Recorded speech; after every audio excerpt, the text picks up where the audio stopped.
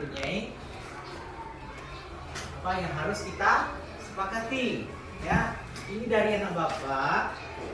Nah, nanti dalam menentukan keyakinan kelas, anak bapak buat di kertas ini, nanti pakai balikkan ya. Buat, kalau dulunya namanya tata tertib kelas, ya kan. Nah, sekarang namanya keyakinan.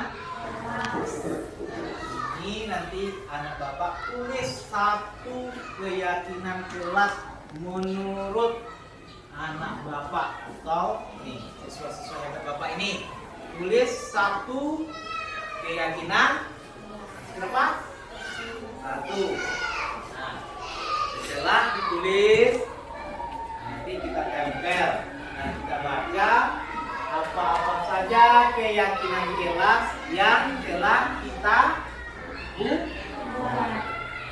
Nah, nanti setelah itu baru kita sepakati keyakinan kelas. Karena keyakinan kelas ini dibuat untuk kita dan kita yang menjalani bersama, tanpa ada paksaan. Paham? Paham? Ayo semangat! Semangat! Semangat! Semangat! Semangat! Semangat!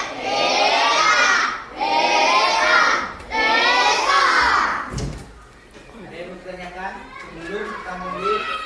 Sudah mengerti apa itu keyakinan kelas? Nah, sama bunyinya sama dengan tertib kelas. Sekarang namanya keyakinan kelas yang kita yakini, yang kita buat, ya. Itu yang kita tulis. Nah, sekarang Bapak bagikan. Ya, Bapak kasih waktu 10 menit untuk membuatnya.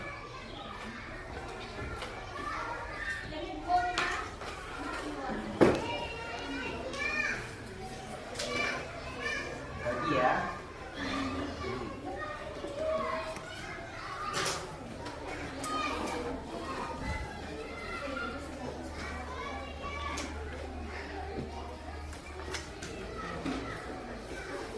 Apa lagi nak?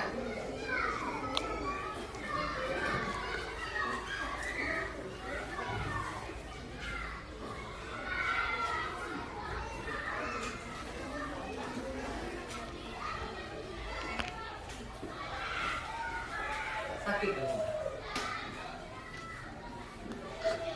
Haus.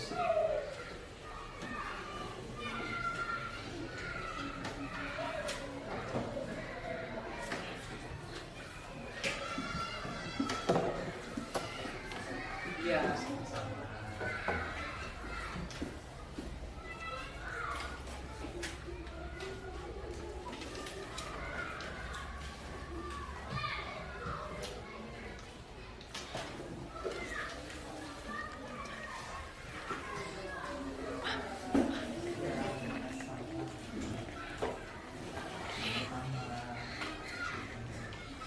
Nah, sudah paham ya Bapak?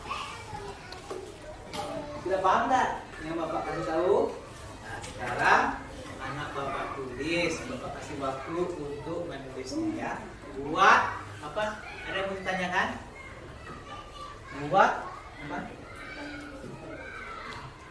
Ya di sini buat ya. Nah, jadi anak Bapak tulis di kertas yang Bapak kasih ini. Kenapa di sini? Karena kita akan menempel keyakinan kelas yang Bapak keyakinan kelas yang kalian buat. Nanti kita tempel. Nah, nanti baru kita baca keyakinan kelas apa saja. Nah, nanti dari keyakinan kelas ini mana yang kita sepakati? Paham? Gunanya untuk kita bersama yang kita yakini, ya. Jadi anak Bapak sudah paham, sudah mengerti nak? Nah, sekarang Bapak kasih waktu untuk menulisnya. Silakan.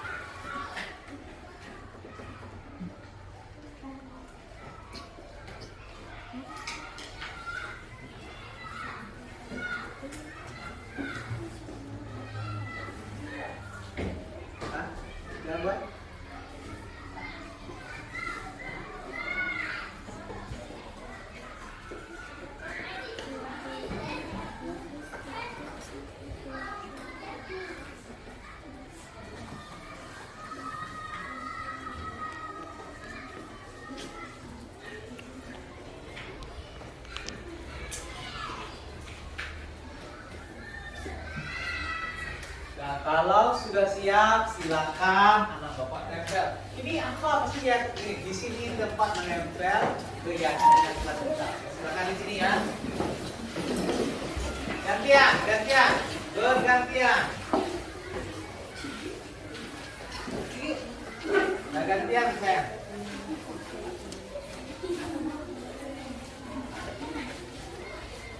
Nah, yang sudah silakan duduk kembali. Nah, ayo, yang sudah selesai duduk kembali ke tempatnya.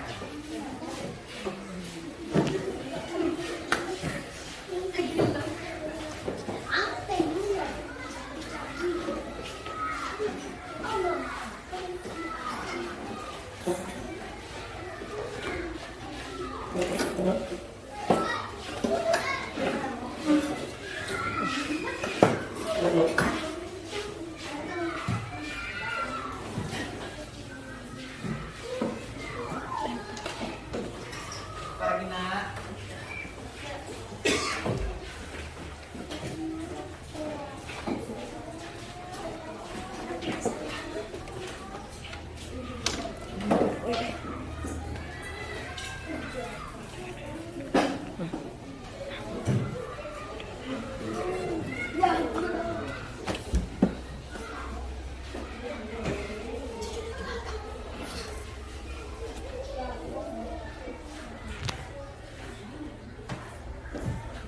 Kasih tepuk tangan untuk kita semua.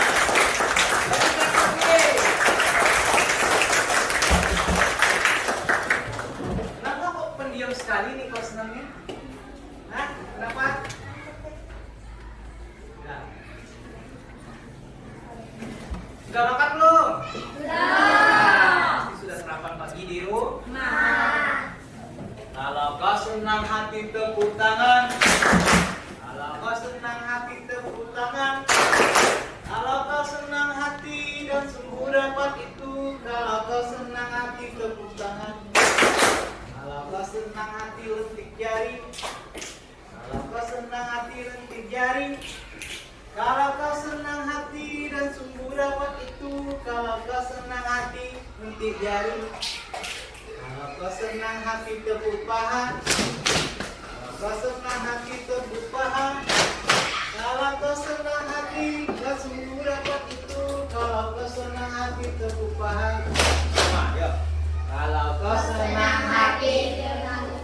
Kalau kau senang hati. rentak kaki.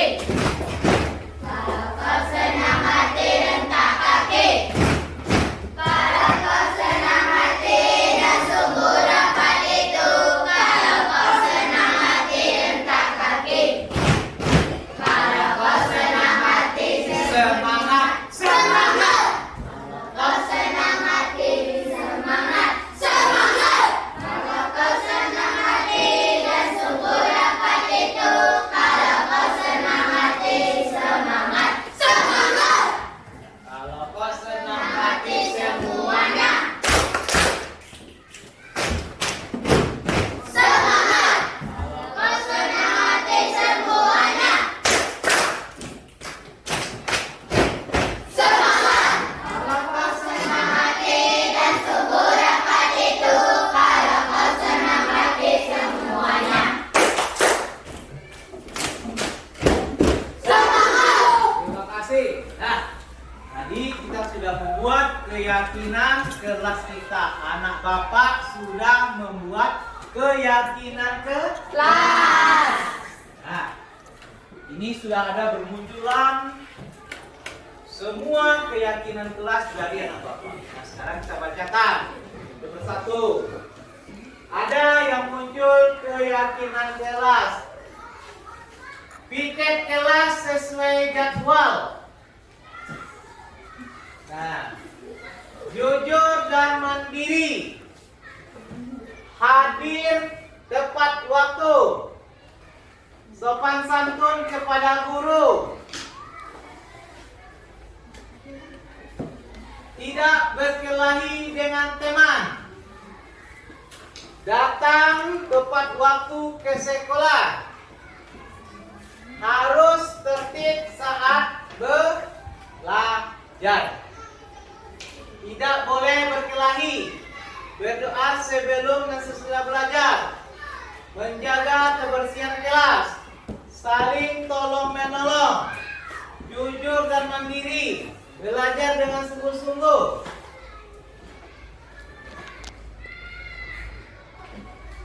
Saling menolong. Mengerjakan piket kelas.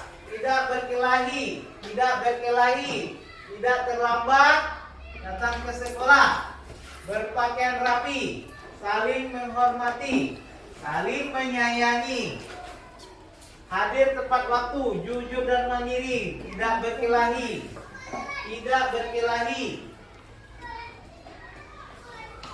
Pakai baju sesuai aturan sekolah. Hadir tepat waktu.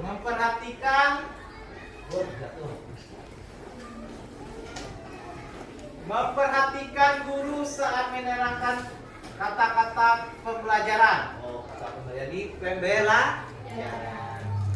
Tidak boleh memakai barang tanpa izin. Itu boleh. Nah, ini dari beberapa. Ada kata-kata yang belum berkalimat positif. Kalimat positif tahuan anak-anak bapak. Tidak boleh kata tidak, jangan itu kita hilangkan. Jadi yang kita sepakati pertama bisa dipakai berdoa. Nah, belajar. Mana dulu?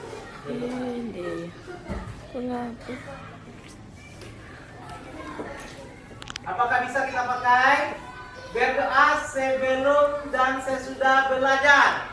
Kita sepakati nggak? Ya? Belajar berdoa sebelum dan sesudah belajar. Kita yakin?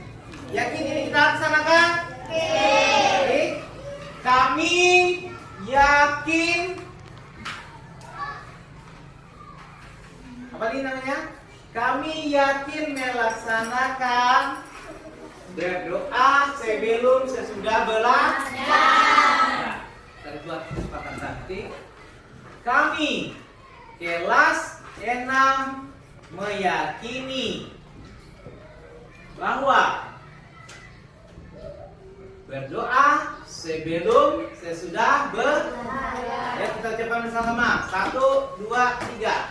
Kami kelas 6 meyakini berdoa sebelum dan sesudah belajar. Nah, ini berarti kita sudah bersepakati dan kita akan melaksanakan sesuai dengan apa yang kita yakini. Oke, kasih tepuk tangan satu. Sudah kalimat positif? Sudah. Nah, ini sama. Tadi ada yang sama. Menjaga kebersihan kelas. Kita sepakati? Ya, kelas ini gunanya untuk kita semua.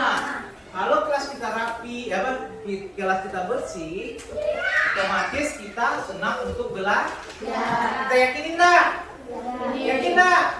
Nah, mari kita buat. Kami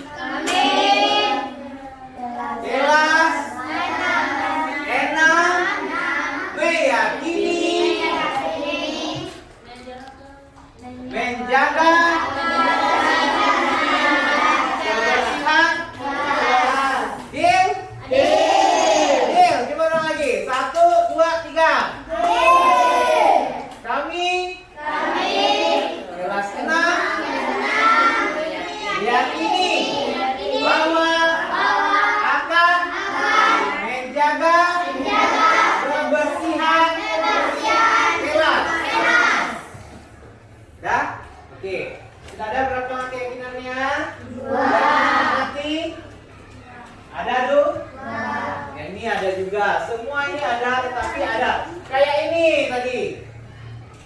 Tidak boleh berkelahi. Berarti ini sama dengan saling menghormati. Karena tadi saling menghormati.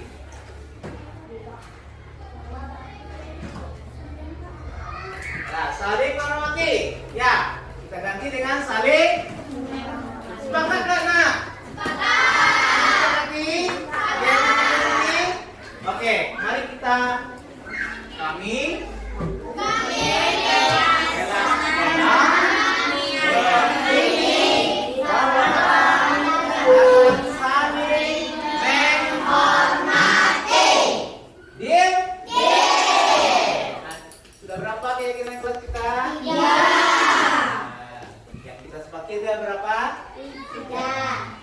lagi. Berpakaian rapi.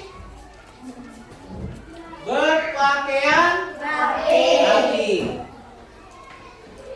Sepakat nggak? Sepakat. Yakin nggak? Yakin nggak? Yakin. Itu kenapa sakit kok?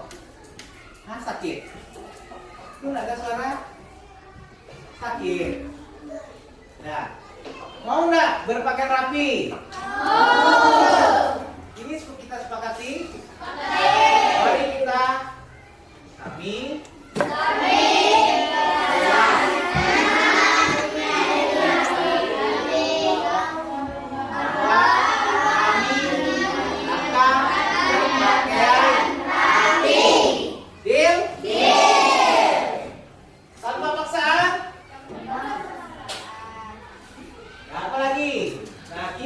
di dalam kelas harus saling menyayangi.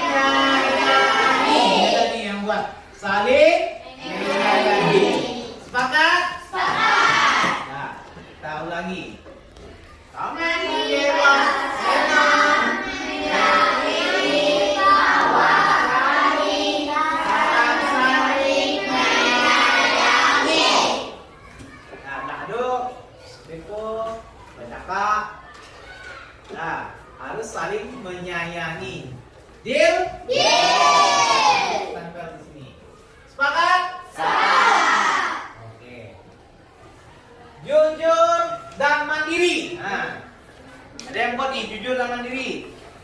Kita yakin nggak? Yakin. Oh, nah, ada suara kita yakin nggak? Yakin. Mau melaksanakannya? Mau. Ini tanpa apa ya? Tanpa paksaan. Mau nggak? Mau.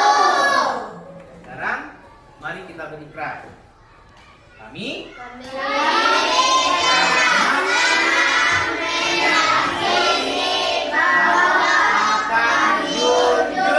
dan mandiri.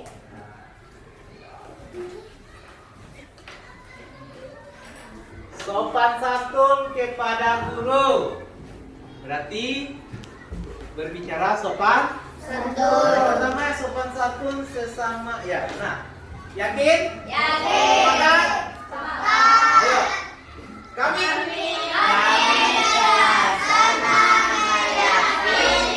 bahwa sopan santun kepada guru. tempel. Kasih tepuk tangan.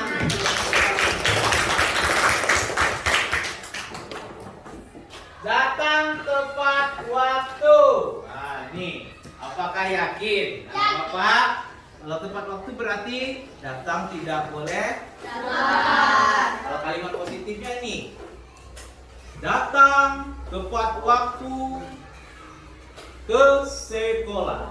Sepakat? Yakin niat dalam kelas? Yakin? Mari kita ucapkan.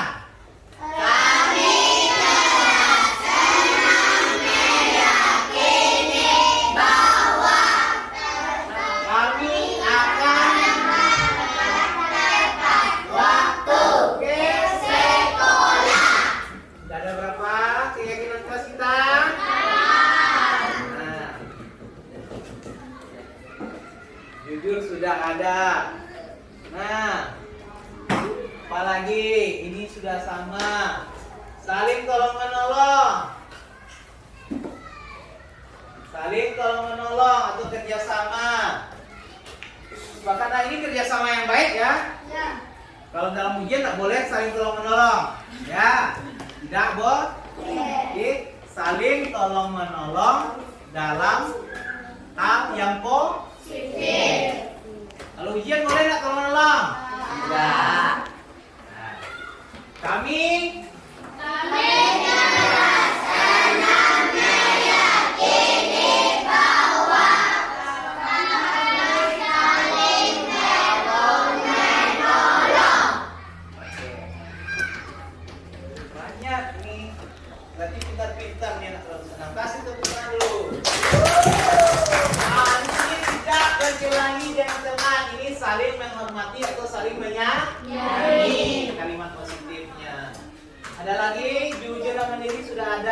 sama tidak berantem sama teman. Berantem mungkin ya. Ini sudah sama.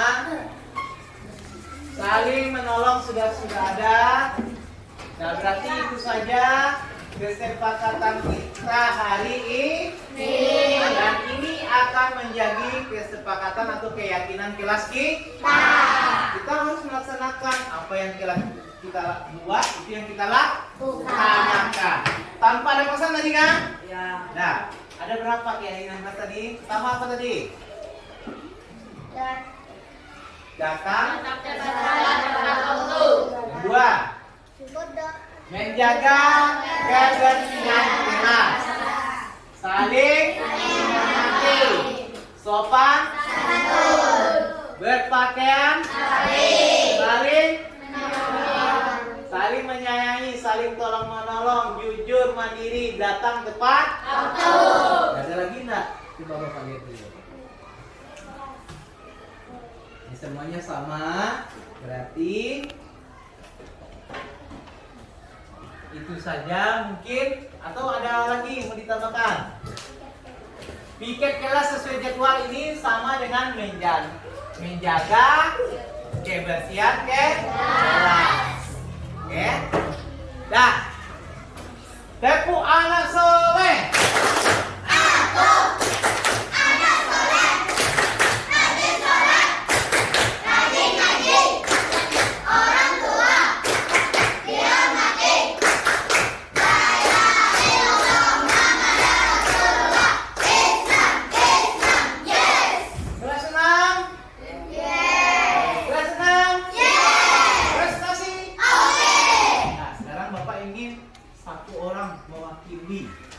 Untuk membacakan keyakinan kelas kita kembali. Siapa yang mau? Yang suaranya keras, kenapa? Yuk. Siapa yang mau? Mandiri. Apa tadi? Jujur, sopan. Siapa yang mau? Yang mau berarti dia anak yang anak hebat. Siapa yang mau? Membacakan.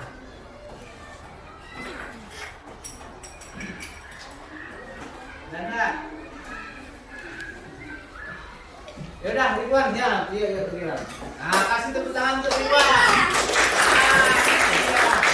Mau berani berbicara di. Nah, sekarang coba dibacakan keyakinan kelas kami yang kami sepakati. Berdoa sebelum dan sesudah belajar. Nah, apa? Pertama? Berdoa sebelum dan sesudah belajar. Ya. Menjaga kebersihan kelas. Menjaga kebersihan kelas. Oke, nanti Ridwan baca. Anak bapak semua nanti bilang kami. Terus enak. Meyakini bahwa kami akan berdoa sebelum dan sesudah belajar. Ayo ulangi dia. Berdoa sebelum dan sesudah belajar. Kami kelas 6 meyakini bahwa berdoa sebelum dan sesudah belajar. Dim. Lanjut Ridwan. Menjaga kebersihan kelas. Kami kelas 6 meyakini bahwa menjaga kebersihan kelas. Lanjut.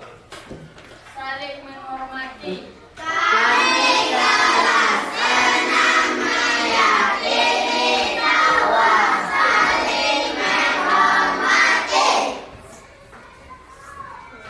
Sopan santun kepada guru. Kami kelas 6 meyakini bahwa sopan santun kepada guru.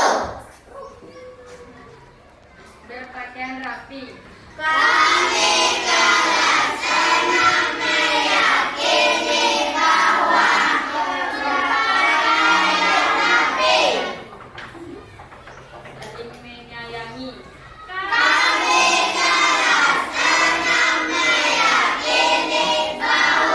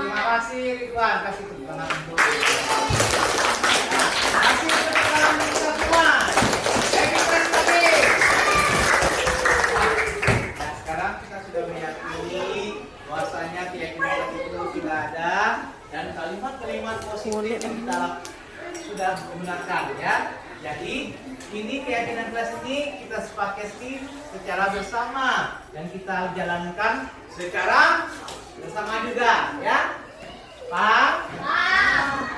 Deal? Ada mau untuk apa lagi? Argumentasi? Pak, kami nak jadi dulu Pak, ada nggak? Sudah sepakat? Yakin? Ya, berarti keyakinan kelas kita ada berapa nak? 9. Nah, 9 ini kita laksanakan dengan sebagaimana mestinya. Apabila kita sudah meyakini, otomatis kita melaksanakan hal ini, oke? Ada ya? Nah, berarti kita sudah sepakat ya? Oke. Terima kasih. Untuk itu, jadi keyakinan kelas ini kita laksanakan sampai tamat, ya? Paham? Nah. Dah. Dah. Aku ucapkan terima kasih. Anak Bapak sudah partisipasi dalam keyakinan kelas kita. Nah, sekarang kita akan melaksanakannya dengan baik. Terima kasih. Kita akhiri dengan wabillahi taufiq ya. Assalamualaikum warahmatullahi wabarakatuh. Waalaikumsalam warahmatullahi wabarakatuh. Terima kasih.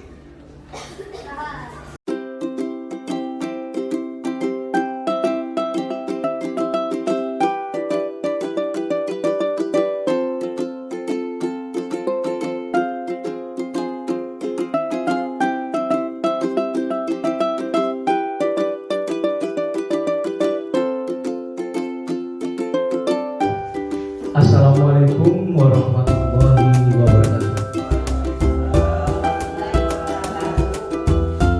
Terima kasih kami ucapkan kepada Bapak Kepala Sekolah yang telah memberikan kesempatan kami untuk menyebarkan pemahaman tentang pendidikan positif.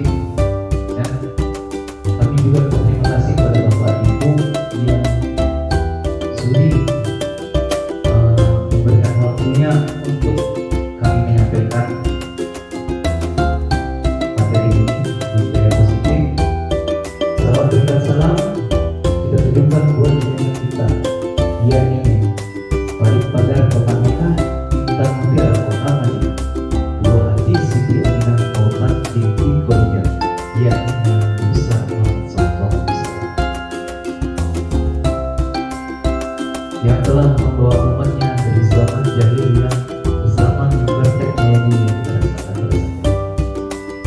Bapak-bapak, ibu-ibu yang dirahmati Allah, di sini saya ingin menyampaikan atau sharing kepada bapak ibu apa budaya positif itu. Kali ini izinkan kami untuk menyampaikannya kepada bapak ibu supaya kita bisa berbagi dan mungkin ada masukan juga kepada kami nantinya kami ucapkan terima kasih terlebih dahulu. Oke, baik Bapak Ibu, hari ini kami akan menyebarkan pemahaman dan pengalaman budaya positif yang kami dapatkan di dalam CGP ini. Ya. Konsep inti dalam budaya positif itu adalah perubahan paradigma belajar, di mana di sini ada perubahan paradigma belajar. Di situ ada dibagi disiplin positif, motivasi perilaku manusia, kebutuhan dasar, posisi kontrol atau restitusi, keyakinan kelas dan segitiga restitusi. Nah, disinilah nanti kita akan mengkaji konsep inti dari budaya positif. Kita lanjut. Nah, apa itu perubahan paradigma belajar? Nah, perubahan paradigma belajar itu dibagi atas dua. Yang pertama, ada pembelajaran berpusat pada guru. Biasa bahasa yang kita lakukan teacher center. Dan yang kedua, ada pembelajaran berpusat pada murid, yaitu study center. Nah, perbedaannya di sini mari kita lihat. Pembelajaran berpesan pada guru biasanya pembelajaran yang menetapkan siswa sebagai objek dalam belajar, dan kegiatan belajar bersifat klasik. Dalam pendekatan ini, guru menetapkan dirinya sebagai orang yang serba tahu dan sebagai satu-satunya sumber belajar. Nah, sedangkan pembelajaran berpusat pada murid atau student center, yaitu proses pembelajaran didasarkan pada kebutuhan dan minat anak yang melihat hasil observasi yang menunjukkan capaian anak, hal yang dia senangi, serta keterlibatan aktif pada anak dalam kegiatan belajar. Itu perbedaan antara teacher center dan student center. Nah, biasanya kita sering pakai yang teacher, kita guru sebagai tahu. Tapi sekarang kita coba untuk bagaimana kita menggali potensi anak itu sendiri. Nah, inilah perubahan paradigma pembelajaran. Dah, kita masuk pembelajaran dengan paradigma baru. Pembelajaran dengan paradigma baru merupakan pembelajaran dirancang berdasarkan prinsip pembelajaran atau berdiferensiasi hingga para peserta didik belajar sesuai kebutuhannya berdasarkan tahap perkembangan sesuai teori psikologi modern untuk menunjukkan profil Pancasila. Nah, di sini Bapak Ibu bisa melihat profil pelajar Pancasila itu yang pertama, beriman bertakwa kepada Tuhan Yang Maha Esa dan berakhlak mulia. 2, ada mandiri. 3, bernalar kritis. 4, kreatif. Dan 5, bergotong royong. Dan yang terakhir, berhibrida tunggal global. Nah, ini yang akan kita kembangkan lagi pembelajaran kita sebagai paradigma baru.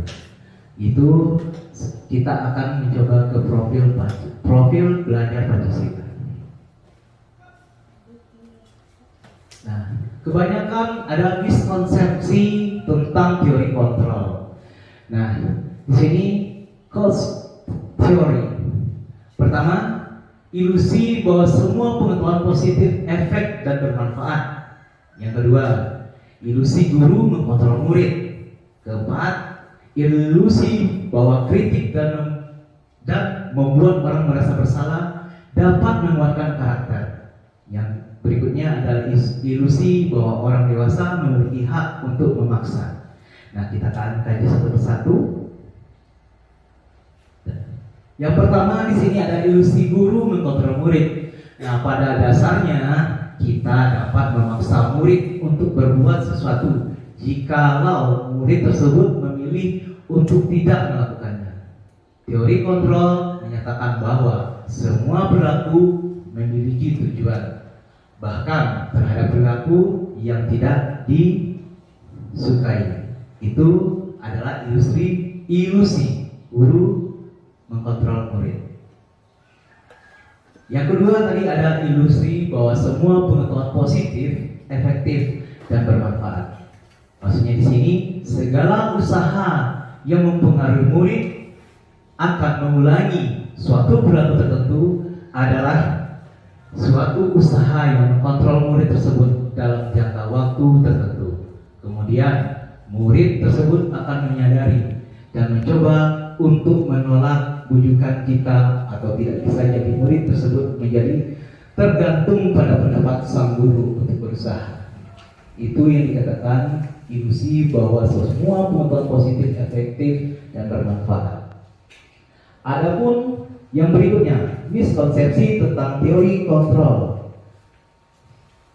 yaitu bahwa kritik dan membuat orang merasa bersalah dapat menguatkan karakter. Padahal menggunakan kritik dan rasa bersalah untuk mengontrol murid menuju pada identitas gagal. Mereka belajar untuk merasa buruk tentang diri mereka. Mereka mengembangkan dialog diri yang negatif. Kadangkala sulit bagi guru untuk mengidentifikasi bahwa mereka sedang melakukan perilaku ini, karena sering guru cukup menggunakan suara halus untuk menyampaikan pesan negatif. Ini yang terjadi pada realitanya miskonsepsi tentang teori kontrol yang dikatakan bahwa ilusi bahwa kritik dan membuat orang merasa bersalah dapat mengubah atau menguatkan karakter.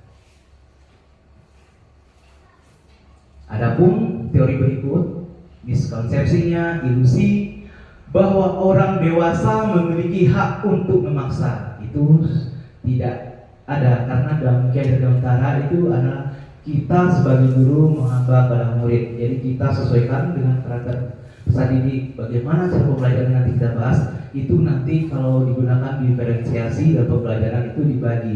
Anak yang berkebutuhan bisa berpikir pembelajaran sesuai dengan ini, bagaimana audio visual, nanti disitulah kita akan mengidentifikasi siswa kita.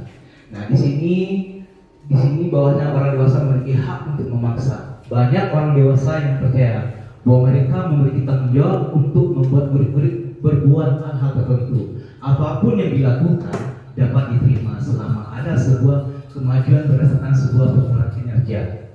Pada saat itu pula orang dewasa akan menyadari bahwa perilaku memaksa tidak akan efektif untuk jangka waktu panjang dan sebuah hubungan permusuhan akan terbentuk. Di sini kan berarti kita yang kita diri kita, sehingga anak itu nanti hanya karena ini aja nanti berubah lagi perilakunya. Itu maksudnya.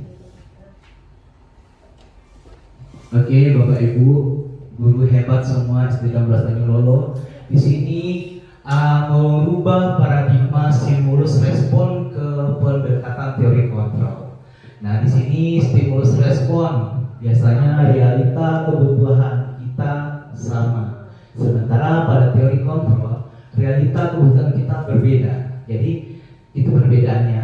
Kalau respon kan sama, tetapi sebenarnya kebutuhan kita itu berbeda-beda. Yang kedua, semua orang melihat hal yang sama. Sementara pada teori kontrol, setiap orang memiliki gambaran berbeda. Mungkin saya memandang anak ini, nah mungkin dari lain berbeda, itu makanya. Berikut kita mencoba mengubah orang agar berpandangan sama dengan kita. Berarti kita ini memaksa ini skopnya seperti yang kita inginkan. Padahal ya alangkah lebihnya kita berusaha memahami pandangan orang lain tentang dunianya. Jadi di sini diberikan kebebasan pada anak, tetapi anak itu yang sadar sendiri terhadap apa yang kita lakukan itu. Berikut ada perilaku buruk dilihat dari sebagian suatu kesalahan. Nah, pada teori kontrol, semua perilaku memiliki tujuan. Nah, bisa jadi atau bisa saja mungkin anak terlambat atau anak yang berpakaian sepatu misalnya dia pakai sendal misalnya kan. Itu mungkin karena ada tujuan, mungkin karena dia takut terlambat ke sekolah, makanya dia pakai itu. Makanya kita identifikasi terlebih dahulu apa ya Pak. Mungkin saya juga seperti itu. Sekarang sudah dalam pembelajaran ini mulai ke arah sana. Terima kasih. Orang lain bisa mengontrol saya. Nah, pada teori kontrol hanya Anda yang bisa mengontrol diri Anda. Ibarat ini kepala, berarti kita yang merubah diri kita di kepala kan? Nah, diri sendiri. Berikut, saya bisa mengontrol orang lain. Itu stimulus respon. Sementara pada teori kontrol, Anda tidak bisa mengontrol orang lain, karena orang lain itu akan berubah dirinya sendirinya. Dirinya ingin merubahnya. Bagaimana cara kita untuk mengkontrol orang tersebut? Berikutnya, pemaksaan pada saat bujukan gagal. Nah, teori pada kontrol, kolaborasi dan konsensus menciptakan pilihan-pilihan baru. Adapun perbedaan antara stimulus respon yang terakhir model berpikir menang atau kalah. Sementara pada teori kontrol model berpikir menang dan menang.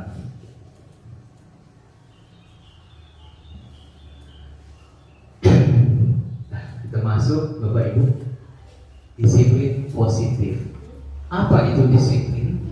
Kita mungkin sama tahu ya, disiplin itu berasal dari bahasa Latin, yaitu Disiplina, yang artinya belajar.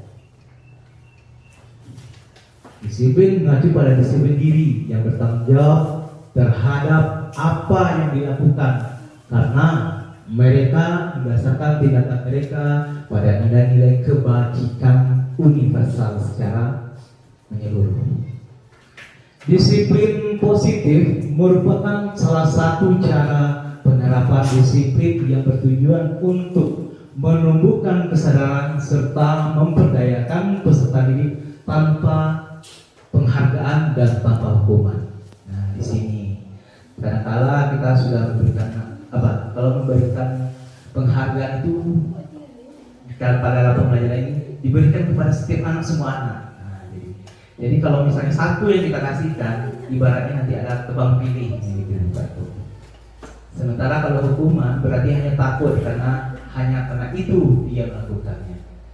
Nah, sebagai pendidik, tujuan kita adalah menciptakan anak-anak yang memiliki disiplin diri sehingga mereka bisa berperilaku dan mengacu pada nilai kebajikan universal dan memiliki motivasi intrinsik di dalam dirinya, bukan ekstrinsik, berarti dari luar. Contohnya kalau ekstrinsik karena guru itu berarti kan dari faktor X. Sementara kalau lebih bagusnya dari intrinsik anak itu, anak yang memahami sendiri bahwanya dia salah gitu, dalam perubahan perilaku ke arah yang lebih baik.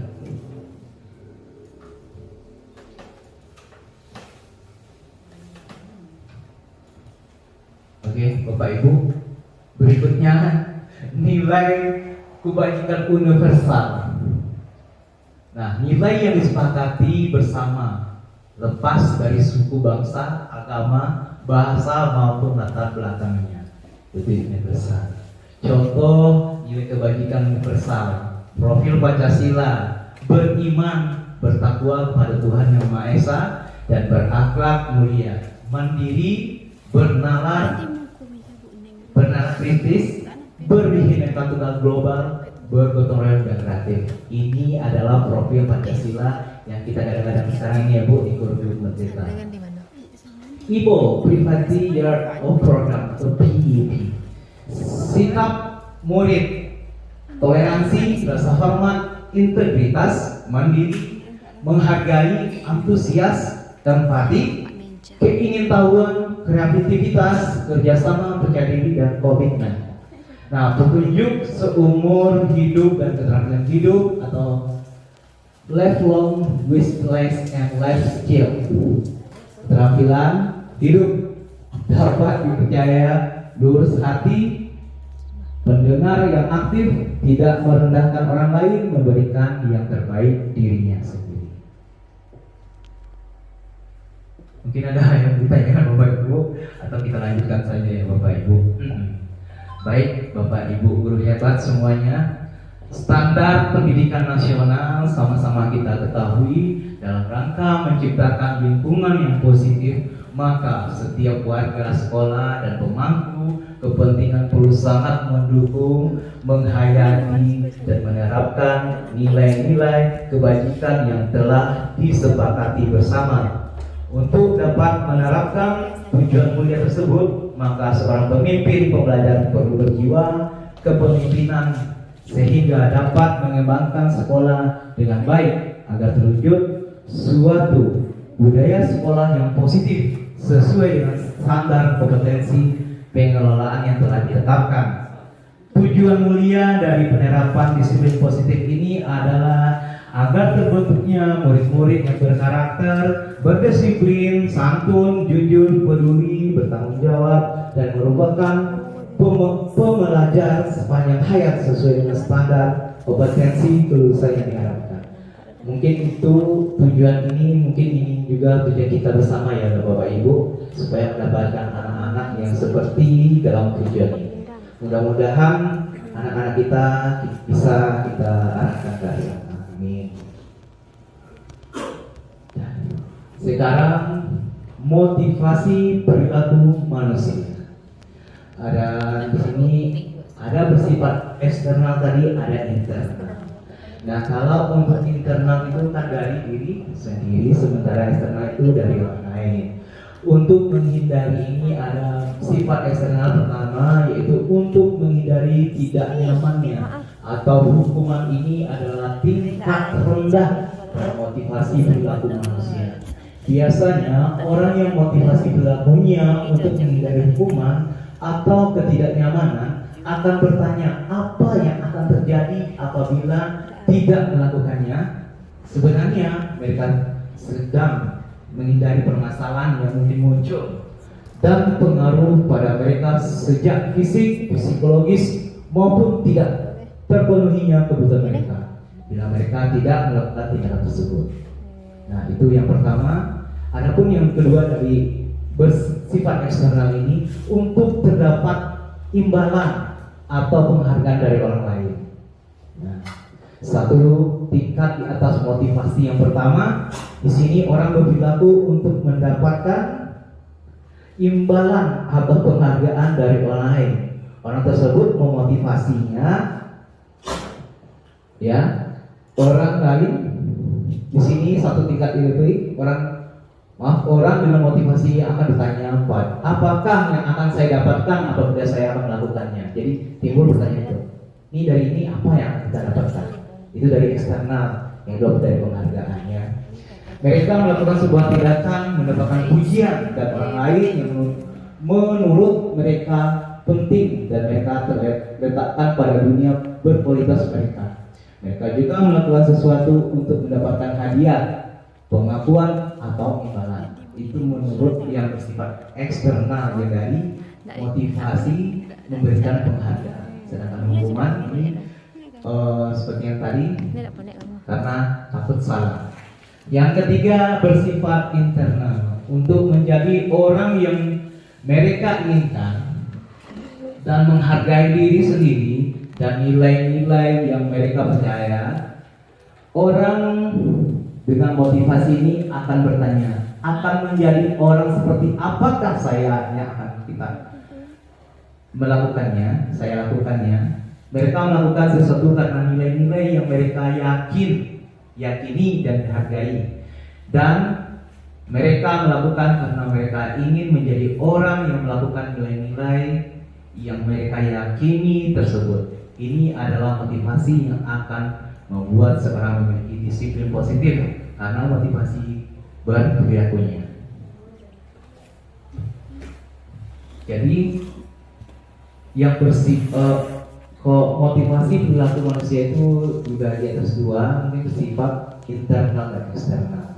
Yang lebih baiknya itu kita gali internalnya, yang bersifat internal, ya, dari dirinya sendiri. Terima kasih, Bu. Oke, motivasi perilaku manusia.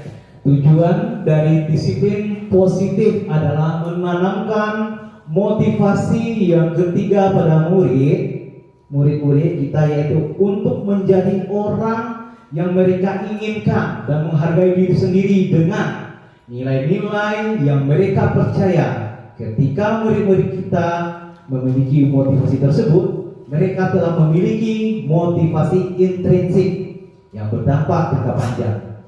Motivasi ini tidak akan dipengaruhi pada adanya hukuman atau hadiah. Mereka akan tetap berperilaku baik, menjadi orang yang menjunjung tinggi nilai-nilai yang mereka hargai. Jadi ini kesadaran anak. Kalau misalnya motivasi yang kita lakukan tadi karena ada imbalan atau apa, takut dengan hukuman, otomatis anak itu hanya sekedar itu saja. Ya kan Bapak Ibu? Jadi bukan dari dirinya akan berubah, tetapi karena mendapatkan imbalan, hadiah. Oh ya, aku pengen hadiah dari Pak Riko, misalnya seperti itu. Nah, ini ada hukuman, ada konsekuensi, dan ada restitusi. Sebenarnya restitusi itu sudah kita lakukan dulu, tapi mungkin langkah-langkahnya belum tergambar dari situ. Nah, kita lihat dulu ada hukuman, konsekuensi, restitusi. Di sini hukuman tidak terencana, murid tidak tahu apa-apa yang akan terjadi. Yang ketiga bersifat satu arah, Empat, berupa hukuman fisik atau fisikis. Itu hukuman. Konsekuensi di sini terencana atau disepakati sesuai peraturan. Dan yang kedua, murid tetap dibuat tidak nyaman karena ada sesuatu yang mengganjalnya. Yang ketiga, sikap guru selalu memonitor murid. Nah, ini yang bagian konsekuensi. Sedangkan restitusi, proses penciptaannya kondisi bagi murid untuk memperbaiki kesalahan. Yang kedua, proses kolaborasi yang mengajarkan murid untuk mencari solusi sendiri. Misalnya dalam perkalian mungkin anak ada buah baju yang copot, disuruh anak yang melakukan tersebut dengan cara menjahitkan lagi pakaiannya. Begitu cara restitusi. Yuk, mari kita lanjut ya Bapak Ibu. Tindakan guru. Nah, mari kita lihat. Ini ya, saya pun pernah melakukan hal seperti ini, ya kan? Mencatat 100 kali di dalam buku kalimat, saya tidak akan terlambat lagi karena terlambat ke sekolah. Itu hukuman atau konsekuensi itu Bapak Ibu. Termasuk ke dalamnya mana? Hukuman apa konsekuensi? Konsekuensi. Mari kita konsekuensi. Sebenarnya ini merupakan hukuman kayaknya. Nah, oke, kita lanjut. Nanti kita bahas. Dan yang kedua, lari mengelilingi lapangan basket 2 kali karena terlambat habis ke sekolah. Termasuk ke dalam mana? Nah, di sini konsekuensi. Karena mungkin pas jam olahraga dia terlambat. Nah, akhirnya karena orang sudah melakukan pemanasan, nah dia suruh anaknya ya biasa untuk yang terlambat itu mengiringi supaya sama dengan temannya. Itu konsekuensi. Nah, di sini mungkin agak bahasanya, pertanyaannya, tindakannya. Nah, ketiga, membersihkan coretan yang dibuat di meja tulis. Konsekuensi atau hukuman? Konsekuensi. Karena di sini anak melakukan kesalahan, kita suruh, berarti konsekuensinya dia harus membersihkannya. Berjemur di lapangan basket pukul 12 siang karena ngobrol dengan teman. Ini hukuman. Berikut, berdiri di depan kelas sambil mengangkat kaki satu karena tidak bisa menjawab pertanyaan. Nah, hukuman. Nah, mungkin barangkali saya sendiri mungkin barangkali pernah juga melakukan ini, tapi karena sudah mulailah berbenah dari diri sendiri dan karena ada tujuannya untuk menyampaikan kepada rekan-rekan guru-guru hebat di sini, nah, dicoba sharing sedikit-sedikit Bapak Ibu. Nah, itu dia. Hukuman, konsekuensi, hukuman, dan hukuman. Kebutuhan dasar. Seluruh tindakan manusia memiliki tujuan tertentu. Semua yang kita lakukan adalah usaha terbaik. Usaha terbaik kita untuk mendapatkan apa yang kita inginkan. Ketika kita mendapatkan apa yang kita inginkan, sebetulnya salah satu kita sedang memenuhi satu atau lebih dari satu kebutuhan dasar kita. Nah, ini yang dikatakan kebutuhan dasar ini. Nah, apa saja? Ada 5 kebutuhan dasar manusia. Pertama, kebutuhan dasar hidup, bertahan hidup. Nah, jelas Bapak Ibu? Ada. Nah, survive, diterima kasih sayang dan rasa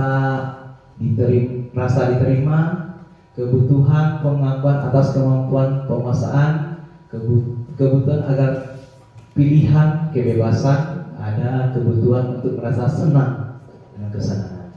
Mari kita bahas satu persatu Bapak Ibu. Di sini ada kebutuhan dasar yang pertama, yaitu kebutuhan bertahan hidup atau survival. Nah, kebutuhan yang bersifat fisiologis untuk bertahan hidup, misalnya kesehatan, rumah, dan makanan.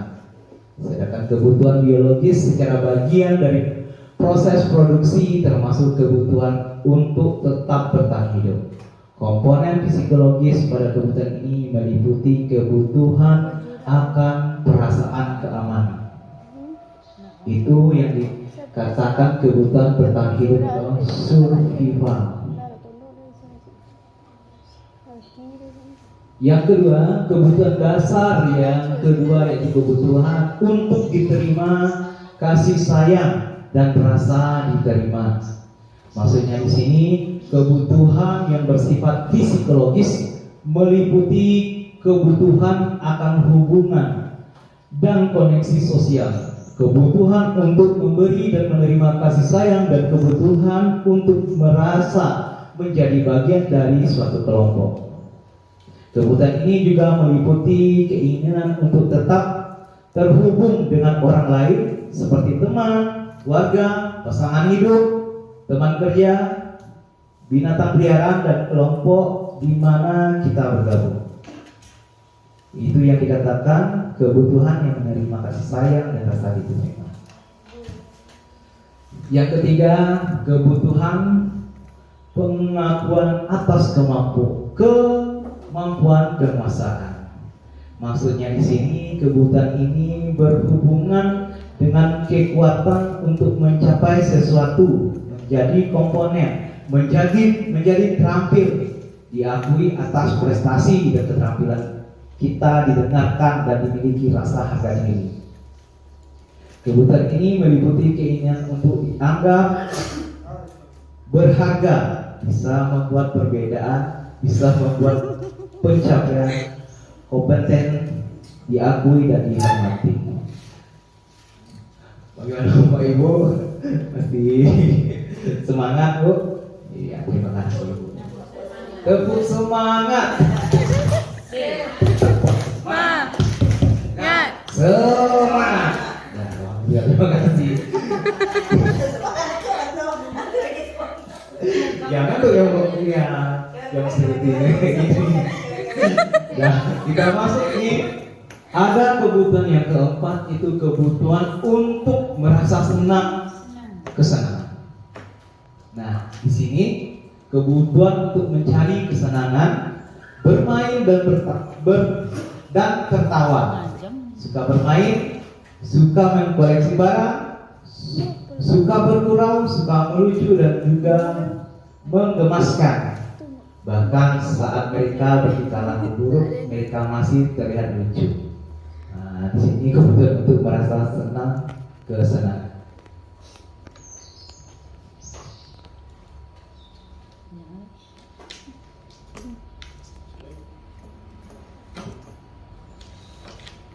Nah, ini ada contoh Ibu Ambar, guru wali kelas 2A di SD Blitar, sedang bingung menghadapi ulangan salah satu murid di kelasnya, Doni. Beberapa anak ya di kelas 2A telah datang padanya dan mengeluh Doni yang sering kali meminta bekal makanan siang mereka dengan paksa. Saya kan hebat Bu. Teman harus mau mengikuti apa yang saya inginkan. Jadi juga saya merasa senang Bu, teman-teman jadi perhatian pada saya. Nah, ini jawaban Doni ya. Saya iseng saja Bu, saya senang melihat ekspresi wajah teman-teman saya karena mereka lucu Bu ketika mereka cengeng. Ini bahasa Doni. Ya. Berikutnya apa lagi? Saya lapar Bu, orang tua saya tidak membawakan saya bekal makan siang. Yang terakhir, saya merasa bosan Bu, bekal makanan yang dibawaan ibu dari rumah karena ibu selalu membawakan bekal yang sama. Nah, ini jawaban Doni mengapa dia melakukan hal seperti itu. Ya. Apabila jawaban Doni adalah dia merasa hebat karena temannya jadi takut dengan dia dan menuruti keinginannya, itu penguasa.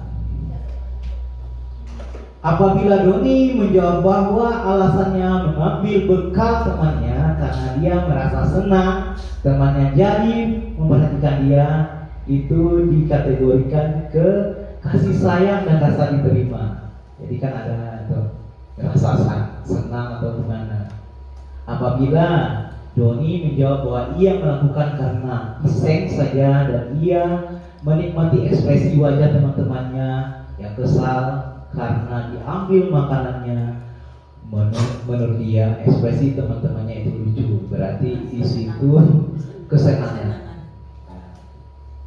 Apabila Doni menjawab ketika ditanya Ibu Ambar adalah karena ia lapar dan orang tuanya tidak membawakan bekal makanannya, berarti dia untuk bertahan hidup.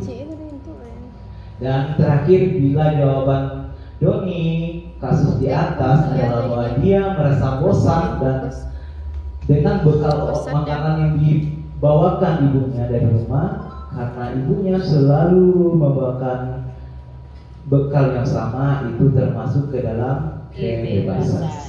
Nah, itu dari jawaban Doni, yang mana yang dikatakan penguasaan, yang mana dikatakan rasa kasih sayang dan rasa diterima, yang dimana kesenangan, bertahan hidup dan kebebasan. Kita masuk posisi kontrol restitusi. Nah, di sini ada 5. Pertama, posisi kontrol restitusi sebagai penghukum. Nah, yang kedua sebagai teman. Yang ketiga pemantau. Yang keempat pembuat merasa bersalah, dan adapun yang kelima manajer. Kita kaji satu-satu. Penghukum. Di sini posisi penghukum. Seorang penghukum bisa menggunakan hukuman fisik maupun verbal mengucapkan. Orang-orang yang menjalankan posisi penghukum senantiasa mengatakan bahwa sekolah memerlukan sistem atau alat yang dapat lebih menekan murid-murid lebih dalam lagi. Contoh, patuhi aturan saya atau awas. Kamu selalu saja salah. Pasti selalu yang terakhir selesai. Ini dikaji kontrolnya penghukum. Kita lanjut. Adapun pembuat merasa bersalah. Nah, di sini guru akan bersuara lebih lembut, membuat rasa bersalah akan menggunakan keheningan yang membuat orang lain merasa tidak nyaman, bersalah atau rendah diri. Contoh, ibu sangat kecewa sekali dengan kamu. Berapa kali bapak harus memberitahu kamu ya? Yang ketiga, gimana? Coba kalau orang tua kamu tahu kamu berbuat begini. Nah, ini membuat anak sebagai rasa bersalah. Nah, di sini guru sebagai teman. Maksudnya di sini guru pada posisi ini tidak akan menyakiti murid, namun akan tetap berupaya mengkontrol murid melalui persuasi. Posisi teman pada guru bisa negatif ataupun positif. Nih kata-katanya, ayo bantulah demi bapak ya. Ayo ingin tidak bantu bapak selama ini. Ya sudah, kali ini tidak apa-apa, nanti ibu bantu bereskan. Nah, di sini guru sebagai posisinya teman bagaimana? Nah, di sini ada pemantau, guru sebagai pemantau. Memantau berarti mengawasi. Pada saatnya kita mengawasi, kita bertanggung jawab atas perilaku orang-orang yang kita awasi. Posisi pemantau berdasarkan pada peraturan-peraturan dan konsekuensi. Contoh, peraturannya apa? Apa yang telah kamu lakukan? Sanksi atau konsekuensi apa? Ini kita dalam posisi pemantau. Di sini ada manajer. Guru berbuat sesuatu bersama dengan murid, memperlihatkan murid bertanggung jawab perilakunya, mendukung murid agar dapat menemukan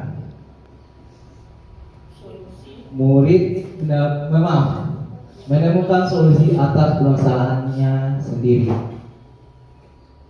Contoh, apa yang kita yakini, apakah kamu meyakinkannya, apa rencana kamu untuk memperbaiki hal ini. Ini contoh-contoh bagaimana perkataan atau apa aja. Contoh penerapan 5 posisi kontrol guru. Kasus putra yang terlambat hadir di sekolah. Putra, tahukah kamu jam berapa kita mulai? Kamu terlambat 15 menit. Apakah kamu sudah mengerti konsekuensi yang harus dilakukan bila terlambat? Pemantau. Berikut, putra, ayolah bagaimana sih kamu? Kemarin kamu sudah janji ke ibu bukan? Karena terlambat. Kenapa terlambat lagi? Ya, sudah tidak apa-apa. Duduk dulu sana. Jadi bagaimana? Sebagai teman. Adapun contoh kasus yang ketiga, putra, kamu ini bagaimana ya? Kamu sudah berjanji dengan ibu tidak akan terlambat lagi. Kamu kenapa ya senang sekali mengecewakan ibu? Ibu benar-benar kecewa sekali. Ini masuk ke membuat merasa bersalah. Karena berjanji berarti anak itu merasa bersalah sama dirinya. Oke, kita lanjut. Terlambat lagi, pasti terlambat lagi. Selalu datang terlambat. Kapan bisa datang tepat waktu? Nah ini kita karena sudah menjudge itu sebagai yang terlambat. Oke. Nah terakhir, putra, apakah kamu mengetahui jam berapa sekolah dimulai? Jadi kamu terlambat, kira-kira bagaimana kamu akan memperbaikinya? Ini merupakan manajer. Ada 25 posisi kontrol guru. Yang pertama, guru sebagai pemantau, guru sebagai teman, guru sebagai pembuat merasa bersalah, keempat penghukum, dan kelima manajer. Di dalam ini yang agak bisa guru sebagai manajer dan pemantau. Nah, kita masuk ini Bapak Ibu, ada keyakinan. Mengapa keyakinan kelas? Mengapa tidak peraturan sekolah? Nah, kita sama-sama ketahui bentuk keyakinan kelas itu bersifat lebih abstrak daripada peraturan yang lebih rinci dan konkret, berupa pernyataan universal dibuat dalam bentuk pernyataan positif. Yang berikut sedikit saja agar mudah diingat. Yang berikutnya, sesuai kondisi kelas sekolah hingga mudah diterapkan. Semua warga kelas dilibatkan, bersedia meninjau kembali keyakinan kelas dari waktu ke waktu. Ini bentuk keyakinan kelas.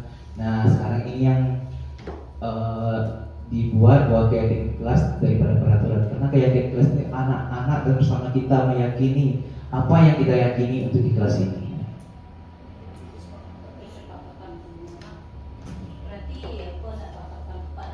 Ya. Kesepakatan atau keyakinan kelas. Keyakinan kelas berarti sama anak bagaimana. Kayaknya kalau keyakinan kelas ini dilakukan itu dengan kalimat yang positif. Berarti tidak memakai misalnya tidak datang terlambat, bukan itu. Berarti datang tepat waktu. Pokoknya bahasa-bahasa yang positif, kalimat positif.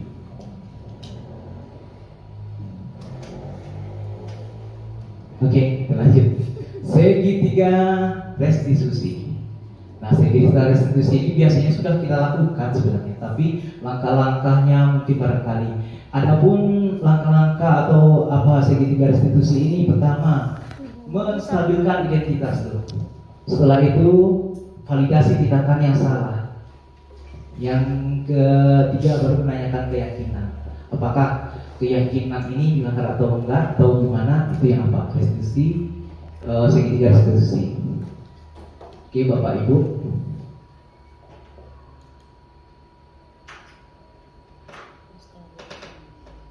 Nah, pertama, menstabilkan identitas berdasarkan pada prinsipnya bahwa membuat kesalahan adalah bagian dari proses pembelajaran. Ya, Bu, Pak.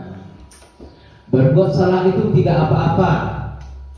Tidak ada manusia yang sempurna. Ibu juga pernah melakukan kesalahan seperti itu. Ini kata-kata yang ada pada menstabilkan identitas. Jadi menggali-gali apa anak. Ibu tidak tertarik mencari siapa yang salah, tapi ibu ingin mencari solusi dari permasalahan ini. Yang berikut kata-katanya, kamu berhak merasa begitu. Nah, ini untuk supaya menstabilkan identitas tersebut. Nanti anak-anak itu kembali akan mengutarakan kesalahannya diri sendiri. Nah, validitas tindakan yang salah berdasarkan pada prinsip setiap perilaku berupa memenuhi suatu kebutuhan tertentu. Nah, padahal kamu bisa melakukan yang lebih buruk dari ini ya. Kamu pasti punya alasan mengapa melakukan hal itu. Kamu patut bangga pada dirimu sendiri karena kamu telah melindungi sesuatu yang penting buatmu. Adapun kata-kata yang dipakai, kamu melakukan karena mempertahankan sesuatu yang penting bagimu. Nanti kita lihat, nanti ada sesuatu yang pernah kami lakukan. Nanti kita tanyakan. Berdasarkan prinsip teori kontrol bahwa pada dasarnya kita termotivasi secara intrinsik. Apa keyakinan kelasmu?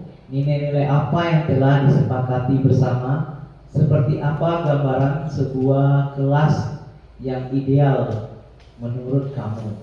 Kamu ingin menjadi orang yang seperti apa? Nah, sini kami coba untuk memutarkan yang pernah kami lakukan. Mungkin belum sempurna rasanya, mungkin arahnya sudah ada. Gimana nih Bapak Ibu? Kalau ini contoh kemarin bagaimana kami membuat keyakinan kelas, melaksanakan keyakinan kelas. Ya mungkin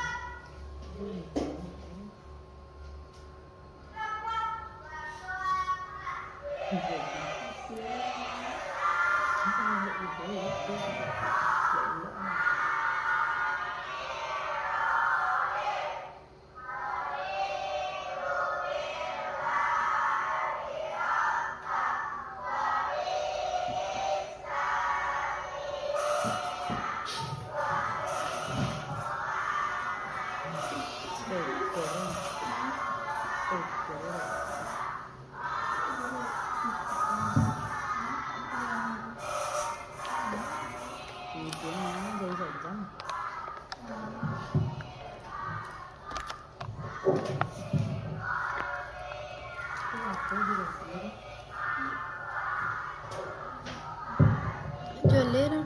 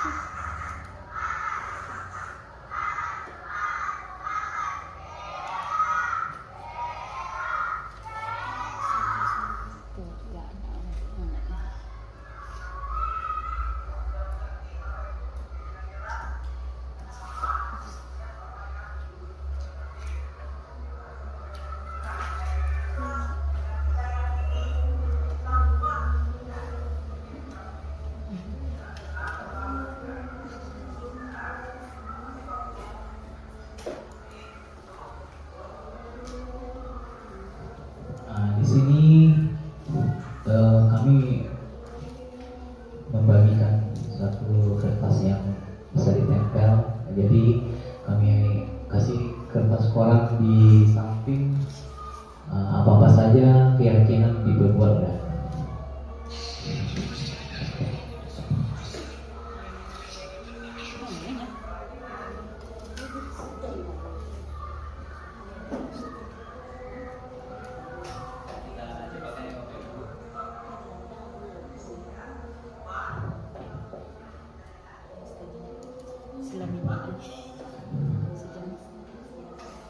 nah ini anak mulai membuat keyakinan kelasnya.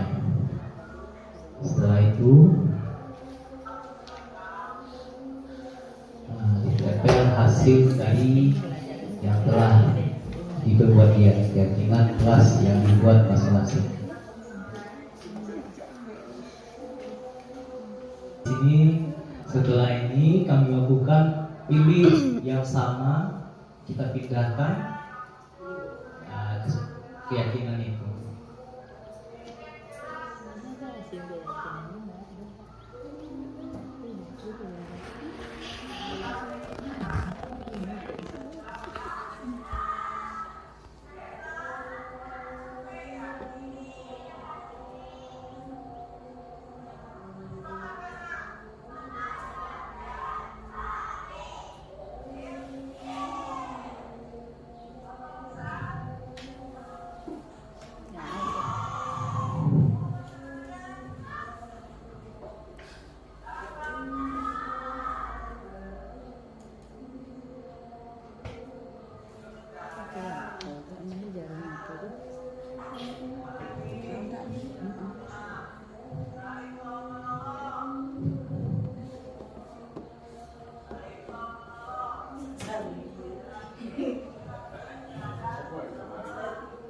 Depon.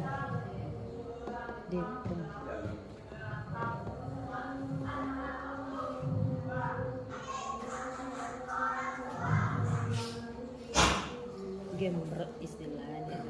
Nah, sudah terkumpul keyakinan atau kesepakatan dari kelas. Kita ikrarkan bersama, kami kelas 6 meyakini bahwasanya kami datang tepat waktu. Nah, begitu. Jadi sama-sama bersama anak. Nah, begitu mungkin Bapak Ibu cara kami untuk membuat keyakinan kelas.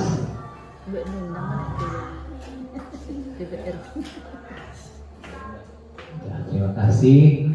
Dan adapun restitusi yang kami buat, gimana Bu? Ada mungkin ditanyakan tentang keyakinan kelas kita ini, keyakinan kelas materinya. Oh, ini tidak perlu gantung di kelas katanya. Oh, nanti ya dibuatkan. Ini kan cara mengambil keyakinan kelas, memperoleh keyakinan kelas dari 33 anak, ada masing-masing berapa? Karena ada yang sama diwujudkan menjadi berapa? 9 yang dari hasil ini. Gitu. Hasilnya berapa kayak Boleh Bu, Bu. Nah, satu ada lagi triknya begini Bu. Guru menyampaikan kepada siswa pertama itu ya. Jadi apa misalnya? Apakah kita bagaimana kita akan meyakinkan kelas kita datang tepat waktu? Bagaimana anak-anak? Gitu sama. Tetap mungkin dari guru mungkin verbalnya dulu. Ini kan karena kelas yang udah tinggi, otomatis teman-teman bisa. Kayak anak TK juga ada keyakinan kelasnya. Iya, ditanya, dibaca, kita sepakati, kayak gitu.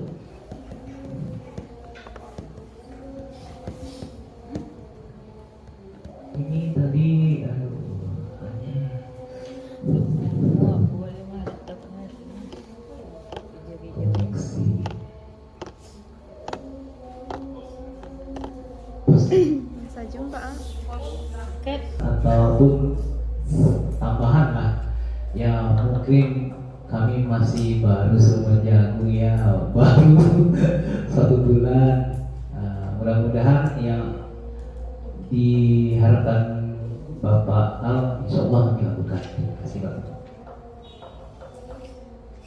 Jadi Pak Ibu, kalau enggak ini ada contoh restitusi segitiga restitusi.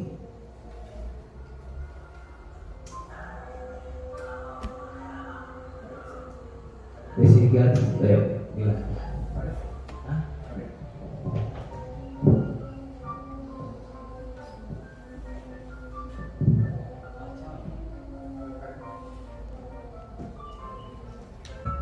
Di sini ada praktek penerapan segitiga restitusi 2 kasus. dulu kalau aku liatin kapal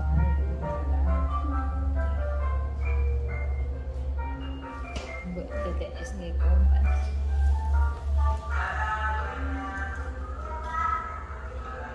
Nah,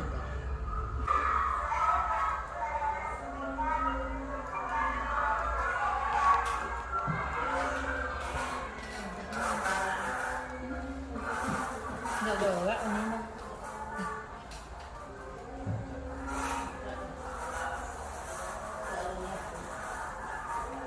Pandai deh.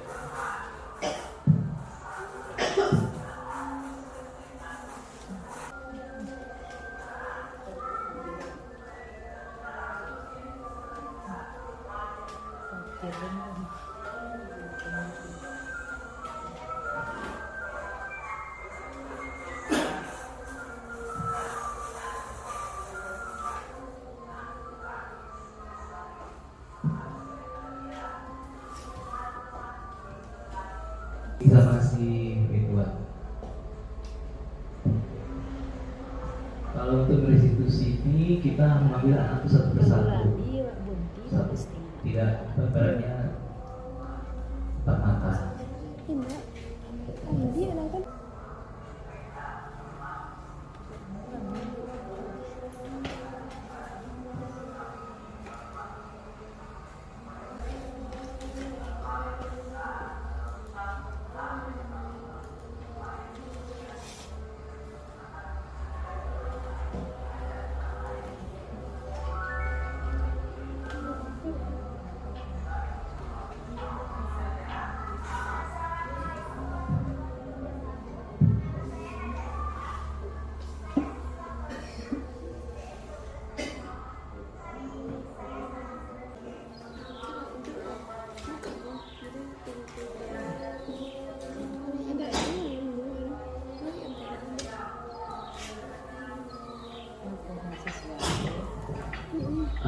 Itu langkah-langkah dari segitiga restitusi, yaitu Bapak Ibu. Tadi mungkin ada yang ditanyakan segitiga restitusi ini sebenarnya kita sudah lakukan, tetapi langkah-langkahnya mungkin yang belum terlaksana sesuai dengan restitusi.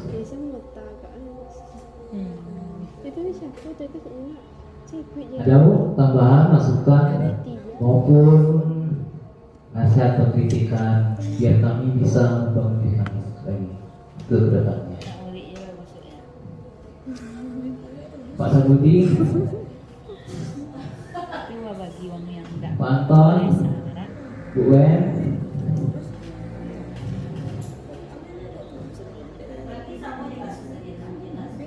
Kalau segitiga restitusi itu kita menyelesaikan masalah, di mana tujuan ini nggak mumpung tapi untuk memperbaiki kesalahan dia, ya.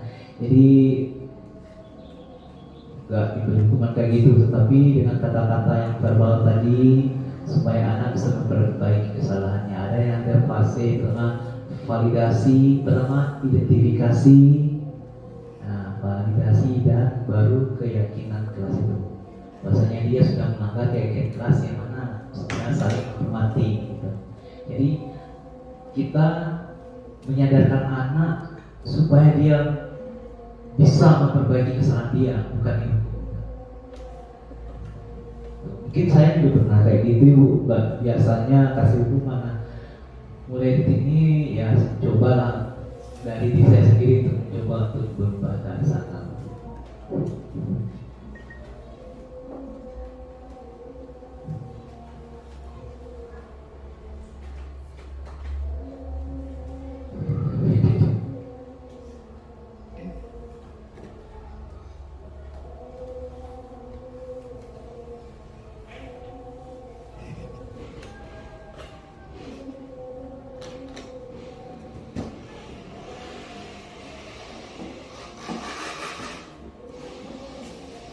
Dari Ibu, Bapak Ibu, mohon maaf. Sudah. Terima kasih. Yaitu Bapak Al yang telah memberikan kami ruang untuk menyampaikan hasil yang telah kami pelajari selama CGP dengan tema dampak positif. Mungkin hanya itu ilmu yang kami peroleh yang bisa kami sampaikan. Ya,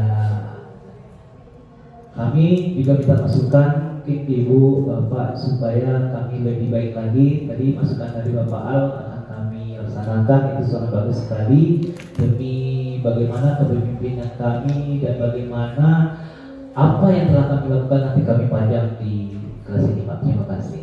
Karena waktu aja mungkin Pak sebenarnya sudah ada itu yang dibuat di kemarin, tapi belum kami bikin secara bagusnya, ibaratnya kan bahan mantu dengan rancang itu hasilnya itu Pak Ibu. Dan lagi Bu Pak, Bu sudah habis materi kami dan mungkin inilah yang bisa kami sharing kepada Bapak Ibu untuk kali ini. Mungkin ada kekurangan, ini hanya ingin sharing bukan menggurui, untuk berbagi. Nah, tujuan dari CGP saling berbagi sama-sama. Hanya itu yang kami sampaikan. Kami akhiri dengan mulai topik dari